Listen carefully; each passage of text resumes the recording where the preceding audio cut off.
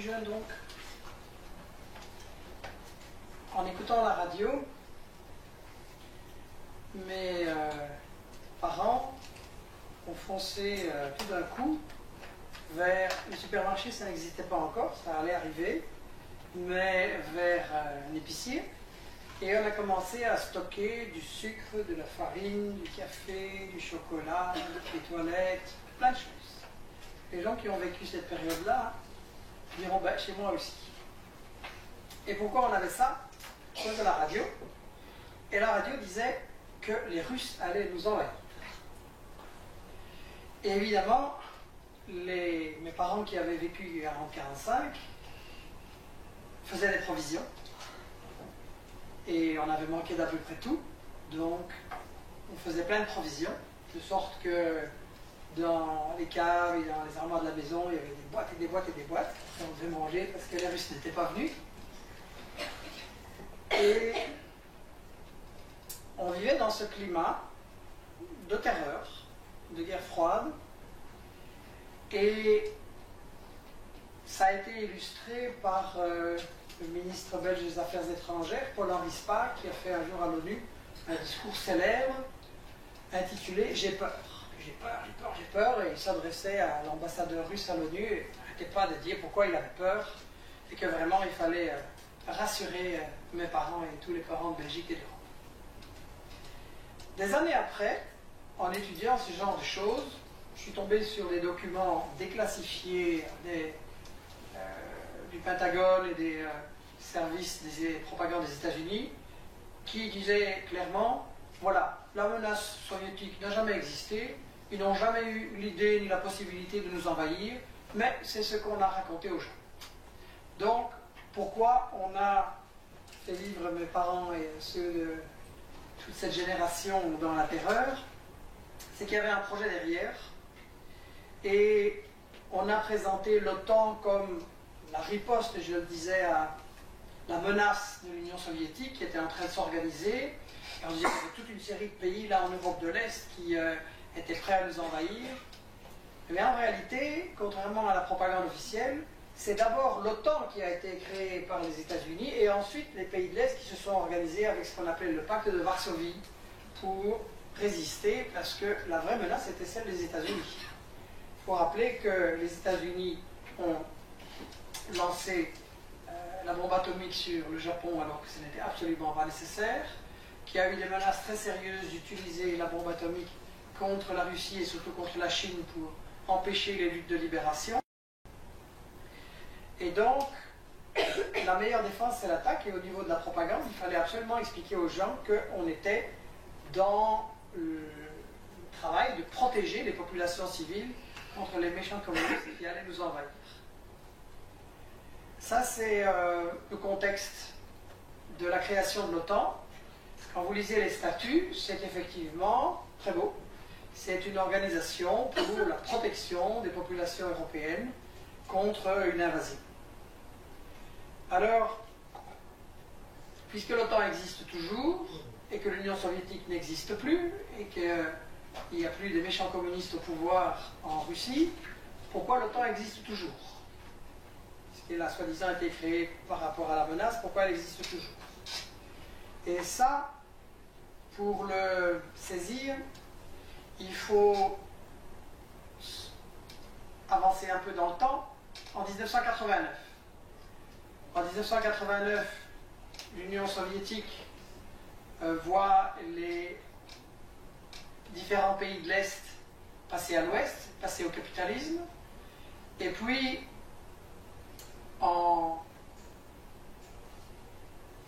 la contestation se développant en Russie aussi, l'URSS, et il y a une rencontre très importante entre James Baker, qui est alors le ministre des Affaires étrangères de Bush, le père, et Gorbatchev, secrétaire général du Parti communiste, et on pousse Gorbatchev à laisser tomber les pays socialistes de l'Est, et il en a envie, mais il dit oui, mais j'ai pas envie d'avoir l'OTAN à ma frontière, à la frontière de ce qui est encore l'Union soviétique à ce moment-là. Et James Baker lui dit solennellement, nous n'allons pas avancer d'1 mètre.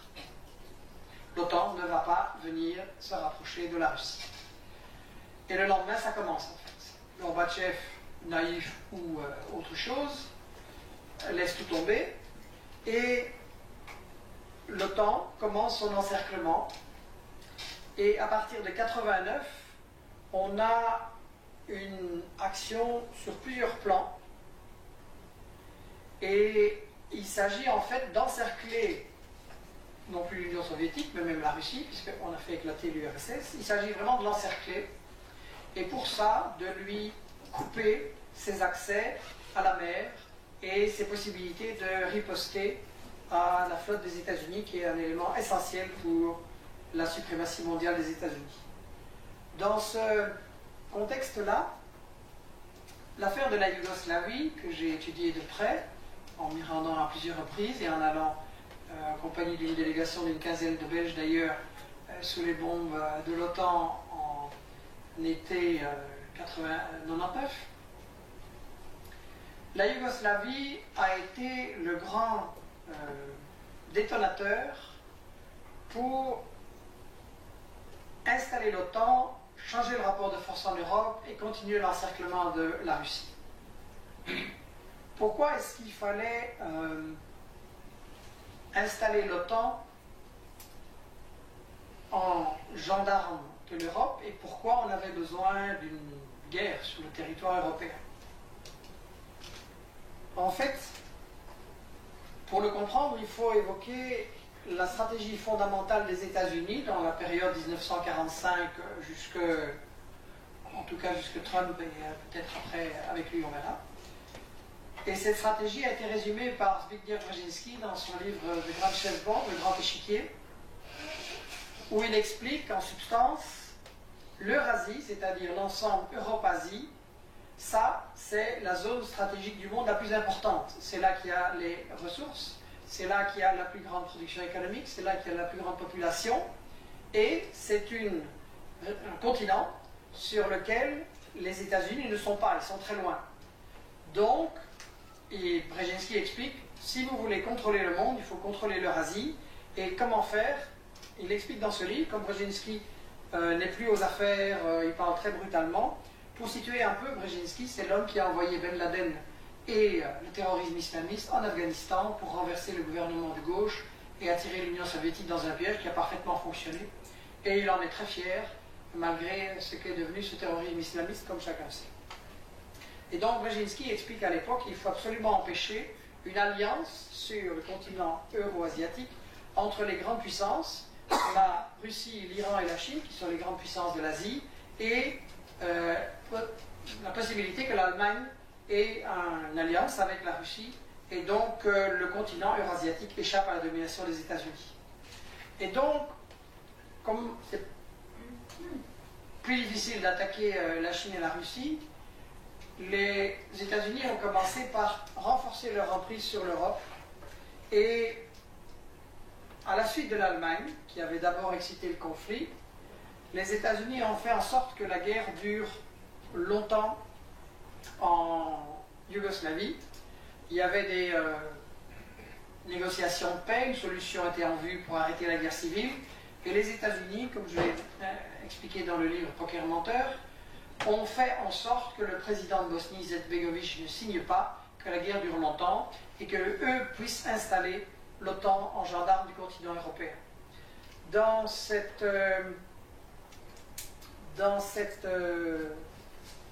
comédie, un rôle assez triste a été joué par Willy Klaas, qui a été longtemps notre ministre des Affaires étrangères, qui était secrétaire général de l'OTAN. Et tout le travail a consisté à mettre de côté l'ONU, qui est normalement l'organe international où on doit se régler les conflits. Et la charte de l'ONU dit très clairement qu'il est interdit de recourir à la guerre, sauf si son territoire est envahi, et que la guerre dite préventive ou la guerre dite humanitaire, c'est complètement illégal. Chose que pourtant les États-Unis et leurs alliés, dont la Belgique, ont faite. Et Willy Klaas a effectivement joué un rôle assez dégoûtant dans la liquidation de ce qui avait été acquis après la Deuxième Guerre mondiale. La Deuxième Guerre mondiale, la guerre a été tellement horrible que tout le monde se rend compte qu'il faut changer les lois, qu'il faut adopter des principes de droit international, que la guerre doit être illégale et qu'il doit y avoir des procédures de négociation et de conciliation. C'est clairement écrit dans la charte de l'ONU. La guerre est le crime suprême. Nos gouvernements ont commis le crime suprême en refusant une solution pacifique au conflit qu'ils avaient eux-mêmes exacerbé en Yougoslavie et en faisant en sorte d'avoir une intervention militaire pour que l'OTAN puisse se faire la main. D'ailleurs, ils en étaient très conscients, puisqu'après Classe, on a eu l'Espagnol Javier Solana, qui a déclaré à la fin de la guerre de Bosnie, qui s'achève donc en 1995, l'expérience que nous avons acquise en Bosnie va servir de modèle pour les futures opérations de l'OTAN. Donc, ils savent déjà que c'est une répétition, qu'ils se sont fait la main. Et à l'époque, il y avait encore beaucoup de naïveté, particulièrement à gauche, sur ces projets de l'OTAN. Mais quand on analysait bien les documents et les études stratégiques, qui ne sont pas secrètes, il ne s'agit pas d'aller fouiller les poubelles comme au Watergate, ce sont des choses qui sont dans les revues d'études stratégiques aux États-Unis, en Allemagne, en France. Quand ils parlent entre eux, ils disent les choses brutalement. Et justement, là, 3 conseillers de l'armée des États-Unis écrivent en septembre 1993 que l'OTAN doit absolument sortir de sa zone, sinon il va sortir de son boulot. NATO must go out of its area or go out of business. Ça veut dire que l'OTAN n'est effectivement plus nécessaire et que si on veut le maintenir, il y a des gros intérêts là derrière, il faut alors une bonne guerre et de nouveaux ennemis. Et les raisons de cette guerre en Yougoslavie sont pas du tout celles qui sont sorties à la télévision où on parle pour le peuple, mais sont celles que Bill Clinton avait dit lui-même à un moment donné. Si nous voulons des relations économiques solides, nous permettant de vendre dans le monde entier, il faut que l'Europe soit la clé. C'est de cela qu'il s'agit avec toute cette chose du Kosovo. Pour vendre dans le monde entier, l'Europe c'est la clé, et c'est de cela qu'il s'agit avec toute cette chose, la thing of Kosovo. Plus clair encore, l'éditorialiste du New York Times disait « Pour que la globalisation marche, l'Amérique ne doit pas craindre d'agir comme la superpuissance omnipotente qu'elle est. La main invisible du marché ne fonctionnera jamais sans un point caché. McDonald's ne peut être prospère sans McDonnell Douglas, le constructeur de l'avion F-15. » Donc la globalisation, ce n'est pas le marché libre, c'est les bons pour imposer le marché dominé par les multinationales US. Tout cela a été emballé dans une propagande pour la guerre humanitaire, ou en anglais « Responsibility to Protect », qui est un concept qui a été inventé, je crois, par Tony Blair, mais je peux me tromper, qui a été popularisé beaucoup en français par Bernard Kouchner, un converti passant directement du communisme au libéralisme le plus militariste. Et Bernard Kouchner a développé l'idée que quand un peuple souffre soit d'une agression d'un voisin, soit de violences commises par ses propres dirigeants, eh bien, les pays occidentaux ont non seulement le droit, mais le devoir d'aller protéger ce peuple. C'est-à-dire, c'est la guerre humanitaire. Et évidemment, c'est tout à fait par hasard si le slogan de la guerre humanitaire a été théorisé, diffusé, ressassé par justement les puissances coloniales. Et quand on relit les anciens discours, toutes les invasions, toutes les guerres sont humanitaires. Il faut regarder ce que Léopold II ou l'Église catholique ou les colonialistes disaient à propos du Congo. C'était pour le bien des âmes des pauvres petits Congolais. C'était toujours humanitaire. Vous pouvez même lire les discours de Hitler, c'était aussi humanitaire pour protéger des populations. Donc on est dans ce que j'ai appelé la propagande de guerre et qui se retrouve à propos de toutes ces guerres. Et on a maintenant, après la Yougoslavie, la recette a servi. Et effectivement, j'avais dans ce bouquin Poker Menteur indiqué qu'après la Yougoslavie, le tour d'autres pays et d'autres continents allait venir. Bon, il nous faudra de bons yeux ici, mais sinon elle est là-bas à notre table. Et de la guerre de la Yougoslavie, j'avais aussi où est-ce que l'OTAN se prépare à intervenir. Il y a 3 axes. D'abord, ce sera l'Ukraine, le Caucase, la Russie, et on a eu effectivement des interventions, Géorgie, Tchétchénie, Ukraine. Le deuxième axe, il y avait l'Algérie, toujours visée, et la zone Libye-Moyen-Orient, c'est arrivé. Et le troisième axe, disais-je, c'est l'ensemble du tiers-monde, et je n'étais pas sucé de ma plume, c'était uniquement tiré des propres analyses des conseillers de l'armée des États-Unis. Et donc effectivement, l'OTAN, qui au départ, si vous vous souvenez, est une organisation pour défendre l'Europe contre les invasions, est devenue clairement une organisation pour attaquer, et elle a fait une guerre offensive en Europe, la Yougoslavie, une guerre offensive en Asie et l'Afghanistan, une guerre offensive en Afrique, la Libye, et elle a fait, pour être complet, des manœuvres militaires au large du Venezuela. Donc on est vraiment dans le modèle du gendarme du monde, dans le bras armé de la globalisation, et je crois que c'est extrêmement important d'analyser l'histoire, d'étudier l'histoire dont on ne parle pas à l'école, dont on ne parle jamais à la télé, pour que les jeunes se rendent compte qu'effectivement, c'est toujours la même guerre qui continue, toujours avec la même propagande, toujours avec les mêmes intérêts, et qu'il est très important d'étudier tout ça, d'étudier les procédés de la propagande de guerre par lesquels on emballe un conflit qui en réalité est une guerre économique, comme toujours. Donc je crois que ça c'est la leçon fondamentale à tirer de toutes ces guerres, et je pense que nous devrons discuter surtout l'actualité de l'OTAN et à quoi ça sert maintenant. Et je crois que ça c'est vraiment fondamental de se rendre compte qu'on est là dans une guerre économique qui a fait énormément de victimes et qui est toujours préparée, conditionnée par une guerre médiatique, par une guerre de l'information, par une guerre contre les gens pour les manipuler. Je vous remercie.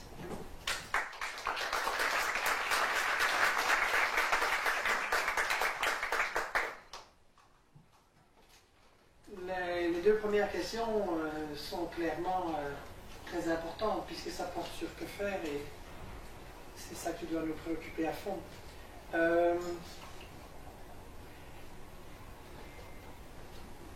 C'est pas évident en Belgique et en Europe de militer contre la guerre. On a été des millions dans la rue contre la guerre en Irak et quelques dizaines contre la guerre en Libye ou en Syrie. Donc il y a un mystère à éclaircir, il y a un bilan à faire. Je pense qu'on a le problème d'une gauche molle qui est va-t-en-guerre. La guerre contre la Yougoslavie a été vendue par Joschka Fischer, le ministre des Affaires étrangères qui dirigeait le Parti des Verts en Allemagne. Il a fait ça très bien. On a eu Cohn-Bendit aussi en Belgique, en France, pardon, pour vendre la guerre. Il est clair que la guerre rapporte beaucoup de choses à beaucoup de gens. Il y a de l'argent là derrière. Quand on parle de lobbying, c'est pas de l'argent qui se perd pour tout le monde. Et il y a vraiment une gauche molle qui a réussi à faire passer l'idée de la droite que la guerre c'était la paix, que la guerre c'était pour préparer la paix, que la guerre était humanitaire et qu'il fallait réclamer la guerre. Ça c'est vraiment grave. Et on a un échec de la gauche radicale en Europe à démasquer ça et à faire comprendre que la guerre était non seulement quelque chose qui se passait là-bas au loin et qu'on ne comprenait pas très bien, ou qu'on n'avait rien à voir parce qu'on avait des problèmes ici, mais on a échoué à faire comprendre qu'en fait c'était une guerre contre les gens d'ici. Parce que quand on laisse les multinationales contrôler les matières premières de tous les pays du monde et la main-d'œuvre de tous les pays du monde, ça veut dire qu'on va mettre les travailleurs en concurrence les uns contre les autres. Et quand on a Merkel qui se fait passer pour une humanitaire parce qu'elle accueille plein de Syriens et je ne sais pas quoi, la réalité est que les services d'études du patronat allemand lui ont dit pour que l'économie allemande continue à tourner, on a besoin de jeunes, on a besoin d'immigrés, on a besoin de gens qui sont très qualifiés, on ne va pas payer leur formation qui a été faite là-bas, et on va ici les amener, et ça va faire baisser les salaires et les conditions de travail. Et donc on a un problème de la gauche radicale qui peut être tentée de dire oui, la guerre c'est pas très marketing, ça va pas très bien, on ne va pas trop en parler, on va parler que des problèmes qui sont chez nous. Et effectivement ça peut se trouver dans les syndicats, ça peut se trouver en général, et je vois un problème là-dedans. comment on peut donner une prise de conscience et une éducation à ces travailleurs si on leur dit l'international, on ne va pas trop s'en occuper, on s'occupe seulement à l'intérieur de chez nous. Donc, je crois que Marx et Engels avaient expliqué, au milieu du XIXe siècle, qu'il y avait à ce moment-là en Grande-Bretagne une très forte immigration irlandaise. Les Irlandais avaient été dominés par l'occupation, ils venaient travailler dans les usines anglaises, et il y avait une concurrence terrible entre les ouvriers anglais et les ouvriers irlandais, et beaucoup de méfiance et de division, entretenue par le patronat. Et Marx et Engels avaient expliqué, tant que le prolétariat anglais sera chauvin, raciste envers les Irlandais, méprisant envers les Irlandais et qui essaiera de défendre ses privilèges contre les nouveaux arrivants, et aucune révolution n'est possible en Grande-Bretagne. Ça veut dire que l'intérêt du prolétariat du pays est justement de se former dans un esprit solidaire, de lutter contre le racisme et évidemment de lutter contre les guerres, contre les sales musulmans, les bougnoules, etc. Donc, je crois que c'est une erreur tactique si on ne fait pas le travail justement, ici aussi, en plus au cœur de l'OTAN, d'éduquer par rapport à la guerre et par rapport au fait qu'elle est une agression. Ce que Ludo a dit, je m'apprêtais à le dire, quand il y a eu le 11 septembre, Rumsfeld a dit, je crois 2 ou 3 heures après, est-ce que vous avez compris maintenant qu'il va falloir renforcer la défense des États-Unis, il veut dire le budget de la guerre, et que le seul endroit où on peut le prendre, c'est la sécurité sociale. Si on n'est pas capable d'expliquer ça dans des termes concrets, reliés au quotidien des gens, ben on ne va pas éduquer, et la manière dont justement en face ils vont s'en sortir par rapport à l'agitation sociale, ça va être de déclencher une bonne guerre, de déclencher du chauvinisme et de ressouder la nation belge, les ouvriers, le patronat ensemble contre le danger extérieur, bien entendu les musulmans, mais ça peut être Poutine, ça peut être les Chinois. Ça, le danger, ça s'invente, ça se fabrique avec la propagande. Donc je crois qu'on a vraiment un problème à approfondir là. Pour répondre à la question comment établir un débat citoyen, comment diminuer la peur, que les citoyens comprennent de quoi il s'agit et qu'on ne va pas les envahir et que c'est une manière justement de les tromper. Je crois que la clé c'est l'information pour le débat. Et je voudrais demander s'il y a moyen de venir prendre ici ces cartons. Investigation, c'est une équipe d'infos indépendantes. Ceux qui ne nous connaissent pas, on a une newsletter, c'est gratuit. Et c'est pour faire circuler. Ceux qui ne sont pas déjà inscrits à notre newsletter peuvent la recevoir gratuitement. Mais c'est pour avoir des moyens de discuter avec des articles, des vidéos ou des bouquins qui sont là, pour pouvoir discuter et lancer justement ces débats citoyens. Je crois que c'est la seule solution. S'il n'y a pas de débat, et la condition du débat c'est d'apporter une autre information que ce qui est lié à la télévision, s'il n'y a pas de débat, on ne pourra pas changer l'opinion des gens et vraiment défendre la paix. À propos de Trump, deux choses l'une, ou bien on commence un nouveau débat, parce qu'il y a énormément de choses à dire là-dessus, ou bien je vais vous frustrer très fort. Heureusement, il y a une solution, c'est que l'Investigation sort fin avril un livre qui va s'appeler Le Monde selon Trump, dans lequel on s'est entretenu avec les meilleurs experts ici et là-bas pour déchiffrer ce phénomène. Je pense que c'est un phénomène complexe. Il y a une première observation à faire. Dorénavant, si vous voulez être élu, vous devez parler contre la globalisation, contre les guerres et contre les médias. Il a gagné sa campagne comme ça. Une chose, c'est que les gens en ont marre. Et un sondage aux États-Unis disait que 57% des citoyens aux États-Unis répondaient à la question est-ce que vous trouvez que les États-Unis doivent continuer à s'occuper de tous les autres pays ou les laisser se débrouiller tout seuls. 57% répondaient en avril 2016 qu'ils devaient cesser de s'occuper de tant de pays. Je pense que quand on voit la situation sociale et les problèmes de l'économie, les problèmes de l'infrastructure, la pauvreté qui grandit aux États-Unis, ça veut dire que les gens n'ont peut-être pas compris qu'est-ce qui se passait dans ces guerres-là, mais ils ont compris en tout cas que ça coûte trop cher et qu'ils n'en veulent pas. Donc Trump, il n'est pas bête du tout, il a très bien analysé ça, il a fait la campagne qu'il fallait. Maintenant, qu'est-ce qui va se passer est une question compliquée. Vous avez ce que Trump pense dans sa tête, vous avez ce qu'il a dit dans la campagne pour se faire élire, vous avez ce qu'il veut essayer de faire, et ce que dans son administration on va faire, et ce que l'establishment, qui n'avait pas prévu que ce soit Trump, la pression a déjà commencé d'ailleurs, en liquidant ses ministres et en essayant de l'affaiblir pour justement le ramener dans la ligne. Je crois qu'il y a un conflit interne très profond et très dangereux aux États-Unis entre les tendances de l'establishment. On a déjà eu des conflits moins importants depuis 30 ou 40 ans, mais là c'est vraiment très très fort. Et je crois que c'est une situation explosive. Pourquoi les Européens, les puissances européennes se mettent à genoux devant les États-Unis? Ben, les puissances européennes sont affaiblies depuis longtemps. La Grande-Bretagne, depuis la Deuxième Guerre mondiale en fait, la Grande-Bretagne est affaiblie, la France est affaiblie. Il y a juste l'Allemagne qui a réussi à se recréer une position. Et là, dans ce pays, il y a maintenant un débat très clair sur qu'est-ce qu'il fallait faire sur la Libye, l'Ukraine, la Syrie, est-ce qu'il fallait suivre les États-Unis et Hillary Clinton qui nous emmenait gentiment vers la Troisième Guerre mondiale, ou est-ce qu'il fallait penser à ses propres intérêts? Et je crois que les puissances comme la France ont besoin des États-Unis pour jouer le gendarme du monde et pour protéger leurs intérêts face aux méchants Chinois et aux méchants pays du Sud qui veulent se libérer. Et en même temps, chaque fois que les États-Unis interviennent en Afrique, par exemple, c'est aussi pour bouffer des parts du gâteau de la France. Donc, je crois que c'est un problème complexe qui nécessite l'analyse vraiment très fine des stratégies. Le monde, il est en train d'évoluer à toute allure. Il devient de plus en plus complexe.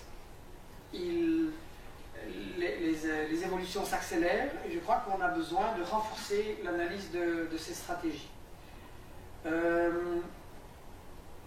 Je voudrais insister sur ce qu'on peut faire par rapport à la population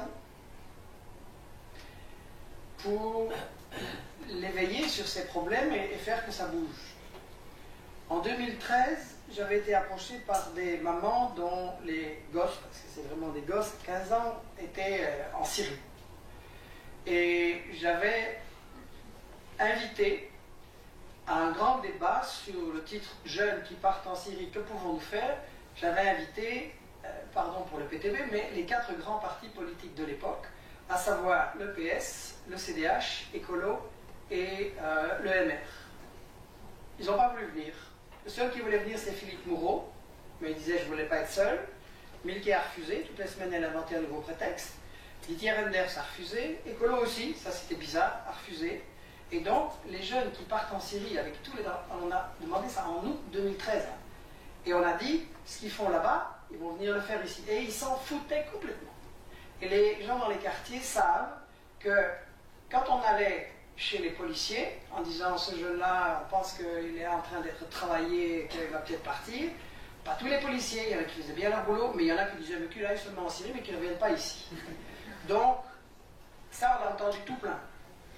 Donc, tout ce qui arrive avec Charlie, avec le Bataclan, avec Malbec et Zaventem, c'était prévu. Hein. C'est juste le coup du boomerang. Donc, on a vraiment un rôle fondamental à faire prendre conscience aux gens que la politique qu'on mène est dangereuse pour eux. Tout d'abord, c'est cette armée de terroristes-là. C'est rien d'autre que l'armée des États-Unis qui n'ose pas envoyer leurs soldats sur place au sol. Hein. C'est que ça. Après la guerre du Vietnam, où ils avaient ramassé une raclée formidable devant l'héroïsme des Vietnamiens, ils ont dit bon, on ne peut plus descendre sur le terrain. Il faut donc faire ce qu'ils appellent proxy war, c'est-à-dire la guerre par des intermédiaires, par des forces locales. Et ils ont employé la recette Brzezinski en Afghanistan avec Ben Laden, qui c'est le début du terrorisme à ce moment-là, et ça a magnifiquement réussi. Puis Brzezinski s'en est félicité, ils ont appliqué la même recette en Bosnie, au Kosovo, dans le Caucase, en Libye, en Syrie, au Mali et ailleurs. Boko Haram, c'est les États-Unis derrière, hein, contre le Nigeria. Donc c'est une utilisation cynique de ces jeunes comme armée de rechange. Et ça, on doit être capable d'expliquer à la population. Il y a des faits, il y a des documents, il y a des déclarations d'eux-mêmes. Hillary Clinton l'a dit, tous ces gens-là l'ont dit eux-mêmes. Mais ça ne peut pas passer à la télé. Ça, c'est le problème et ça, c'est notre responsabilité. Véronique a bien répondu sur la nécessité d'une collaboration plus poussée entre tous ceux qui s'occupent de l'information et de la lutte pour la paix. Pour ce qui est d'investigation, on n'est pas une organisation comme telle, on n'a pas la capacité et on n'a pas l'idée de faire le travail qui doit être fait par ces organisations. Nous, on est juste un média. On pense que c'est une information dont chacun a besoin pour militer, que ce soit pour la paix, pour la justice, etc. Mais je suis d'accord que ça nous interpelle fortement. Il y a encore beaucoup trop de sectarisme et de chacun chez soi. Et il y a des organisations qui invitent pour apporter des points de vue qui sont comme ça détonnants. Il y en a d'autres qui ne veulent toujours pas. Et on a, en ce qui nous concerne, un sérieux problème avec les médias pour commencer, et puis avec certains courants politiques, que quand on parle sur la guerre, quand on parle sur les coups d'État organisés par la CIA, hop, après 30 secondes, on est complotiste, c'est fini, la discussion est terminée. Et pourtant, j'ai fait un jour au Festival d'Attaque une conférence après un film où j'ai juste donné des citations des dirigeants et des responsables des États-Unis eux-mêmes. Je n'ai pas dit un mot qui venait de moi-même. C'était que leur propre déclaration. Donc ils le disent eux-mêmes, mais ça passe pas à la télé. Donc on a, ça c'est la spécialité d'investigation, on a un vrai problème qui nous informe, qui nous cache les réalités profondes qui sont derrière les guerres, qui sont derrière le fric qui se fait autour de ça.